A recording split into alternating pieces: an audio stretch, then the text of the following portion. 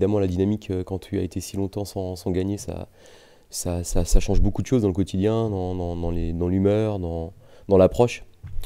Donc de jouer dans ces conditions-là, c'est toujours plus facile de préparer ces matchs. Après, c'est un match qui est un peu particulier pour nous parce qu'on a beaucoup d'absents et on enchaîne les matchs. On avait une semaine à 3 matchs la semaine dernière qu'on avait laissé de la gomme. On avait réussi à bien préparer ce match de Nancy et à récupérer. Et là, là, on est vraiment sur de la gestion pure et dure parce qu'il y a eu très peu de temps, qu'on a joué à 21h, donc c'est un coucher très tard. Donc la nuit du match, on ne la compte même pas. Il y a un déplacement qui est long, donc tous ces éléments-là. Et il y a surtout eu beaucoup de matchs avant, donc c'est pas le même niveau de fraîcheur. Donc on est conscient qu'il y a beaucoup de choses qui se font d'abord dans la récupération.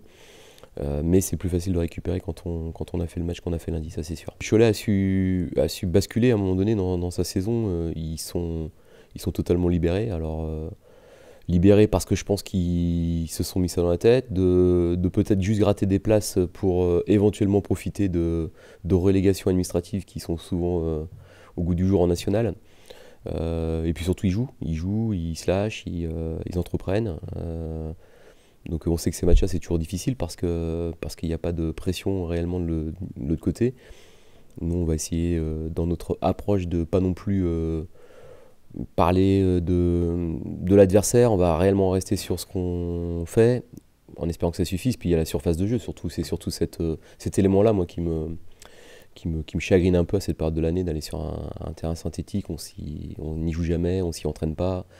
Bon voilà, je pense que le championnat gagnerait en visibilité et en reconnaissance s'il y avait des conditions de jeu qui soient un peu plus conformes à ce qu'on a le droit d'attendre d'une 3e division où tous les joueurs sont des joueurs professionnels. Il y a une première barre dans mon esprit qui était les 10 victoires.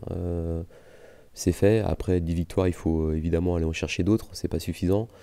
Mais 10 victoires à 6 matchs de la fin, c'est plutôt un bon rythme pour pouvoir parler de maintien. Mais après, encore faut-il le valider. Mais moi, je parle pas de maintien parce que ce terme-là, il n'amène rien de positif.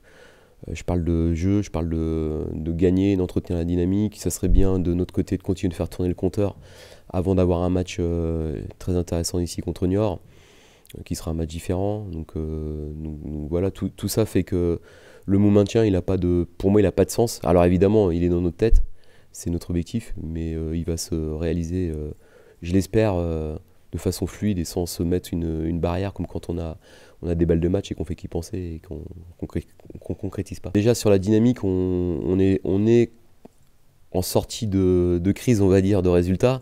Malgré tout, sur les 5 derniers matchs, on a pris 8 points, ce qui aurait pu être 10 sans le nul à Villefranche, parce qu'il y a la victoire d'Avranches qui a été une victoire un peu sale, mais une victoire quand même.